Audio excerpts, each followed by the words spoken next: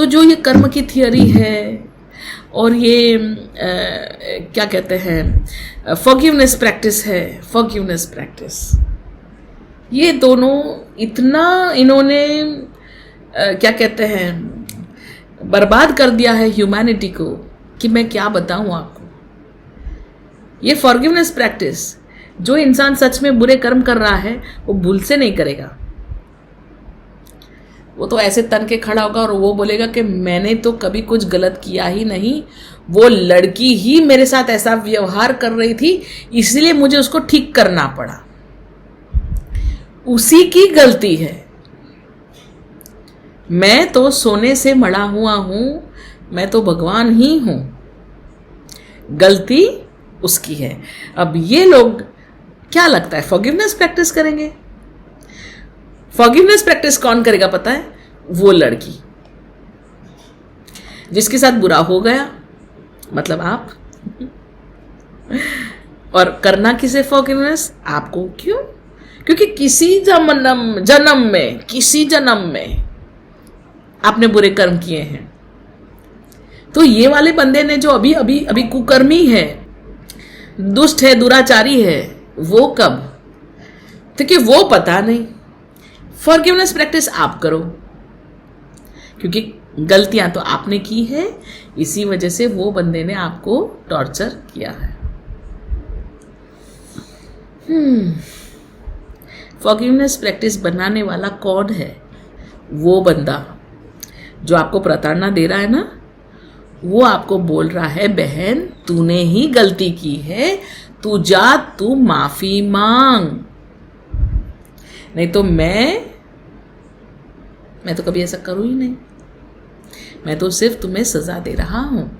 तो कहने का मतलब ये है फॉरगिवनेस प्रैक्टिस शैतानों ने बनाई है अच्छे लोगों के लिए, ताकि अच्छे के नाम पे आप जिंदगी खत्म करते रहे। ये शैतान का पावर है जो हमें कंटिन्यूसली फॉरगिवनेस प्रैक्टिस, कुकर्मी हो तुम, ये बकवास बोल बोल के हमारे अंदर इतनी गंदी चीजें डाल दी है कि मैं आपको बता देती हूँ मैडम, हम लाइफ आफ्टर लाइफ इसी चंगुल में फंस के कंटिन्यूसली लाइफ आफ्टर लाइफ ले रहे हैं। ये जो हम लोग जो बोलते हैं हमेशा I am sorry, please forgive me, I love you, thank you, ये तो हम लोग बार बार बोलते रह रहे हैं। अच्छा, बहुत अच्छी बात। तो उससे हुआ क्या? कुछ ही नहीं हुआ। प्रॉब्लम में से निकले? नो। क्या आप वापस गिल्ट में चले गए? हाँ या ना? यस। कैसे चले गए? क्योंकि यही तो है वो ताला जिसकी वजह से आप लाइफ आफ्टर लाइफ ले रहे हैं।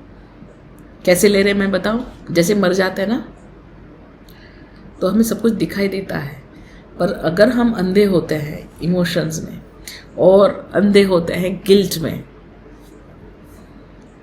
तो आपको दिखाई नहीं देता। आपको गिल्टी फीलिंग होता है तो आप क्या बोलते हैं पता है? मैंने ही गलत किया था, यही जन्म में आपने किसी से 5 रुपए ले लिया, 5 रुपीज, पर गिल्ट जो है वो 5 रुपीज को 5 करोड़ रुपीज बता देता है। क्योंकि जैसे ही मर जाते उसके पास देयर इज नो काउंटिंग। मैं भी आज मर गई तो क्या क्या नहीं होता मरने के बाद? समय गायब। और क्या नहीं होता? काउंटिंग, 1 2 3 4 गायब। तो क्या होता है? इमोशंस, भाव। अगर गिल्ट में मरे, गिल्ट ही दिखेगा और हम ही खुद बेवकूफ होते हैं, क्योंकि लॉजिक भी गायब मृत्यु के बाद। हम अपना लॉजिक नहीं लिखा कि उस दिन उसने मुझे ये किया था इसलिए मैंने उसको ये किया था, इसलिए नहीं। No logic, no counting, no समय, टाइम। तो आप बोलेंगे टाइम से मेरा क्या लेना देना? एक सेकेंड, सिंगल सेकेंड मृत्यु के बाद नियरली मतलब इनफाइनाइट होती है। मतलब इनफाइनाइट, कंटिन्यूस रहती है, 1 सेकेंड, क्योंकि समय नहीं, इन द नाउ, प्रेजेंट में ही रहते हैं। कब खत्म होगा प्रेजेंट? कभी नहीं। वो तो भगवान की दया होती है कि इंसान जब बेवकूफ़ी करता है तो भगवान की एनर्जीज, गॉड्स लव शावर, जो भी हम कहते हैं ना, God's love shower, showers of God's love, उनका हम पे इतना प्रेम बरसता है कि हम ये गिल्ट में से तब निकल जाते हैं, पर उससे पहले हमने ऑलरेडी कर दिए हैं प्रॉब्लम्स अगली जन्म के लिए शुरू, कि मैं ये करूंगी, जिंदगी भर मैं उसकी सेवा करूंगी शैतान की।